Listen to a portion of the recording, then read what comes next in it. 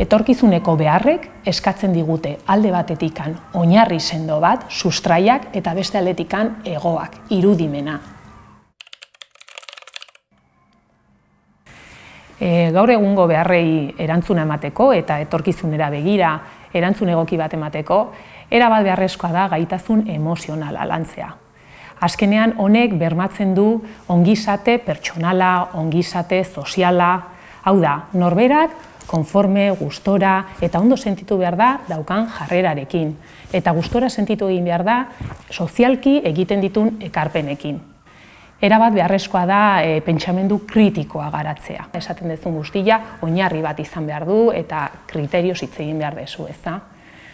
Oso importantia da ere bai sormenari garrantzia ematea, ez? Azkenean haur guztiak jaiotzen dira ahalmen honekin, sormenaren ahalmenarekin. Haur guztiak kapazak dira eraikitzeko, sortzeko, eta azkenean sortzea aukera oso politia eta erakargarria izan behar da, ez? Oso importantia da giza balio batzuk izatea, oinarri sendo batzuk izatea, ze hauek azkenean konfidantza ematen dizute, eta konfidantza horrek azkenean aukera ematen dizu egoera berrien aurrean erantzun egoki bat emateko, ezta? Bai, gurasoak eta familia erreferente nagusiak dira, lehenengo transmisoreak dira, ez? Eta beraien papera erabakigarria da, ez? Familia eta eskola hartu eman estua izan behar dute. Gurasoek oso ondo ezagutzen dute haurra, eta informazio asko maneiatzen dute. Eta irakasleak baita bere aldetikan, baina bakoitzak ezagutzen du haurra kontestu desberdin batean. Bion artean posible da garatu hobekuntza plan bat edo ibilbide zehatz bat, ez? Ikasleak arazoen aurrean jartzea. Azkenean guk helduok ezin diegu dena konpondu. Beraiek izan behar dute aukera hori, egoera berrien aurrean jarri behar ditugu. Eta beraiek izan behar dute ahalmena esploratzeko, informazioa bilatzeko eta erantzunak bilatzeko, ezta?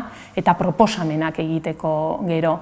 Norberaren sustraiak, norberaren oinarriak, norberaren baloriak, oso garrantzitsuak dira eta momentu honetan oso paper importantia jokatzen du guzti honek, ezta? Azkenean makinek kapazak dira aurrera eramateko guk egin behar dugun edozein eginkizuna. Giza gaitasunak dira momentu honetan indarrean jarri behar ditugunak. Azkenean pertsonak bezala zertarako gean kapazak. Gu badaukagu sormena, gu baditugu emozioak, gu badaukagu empatia edo gu badaukagu zerbitzurako jarrera, ez? Eta guzti hori enpoderatu egin behar da, indartu egin behar da.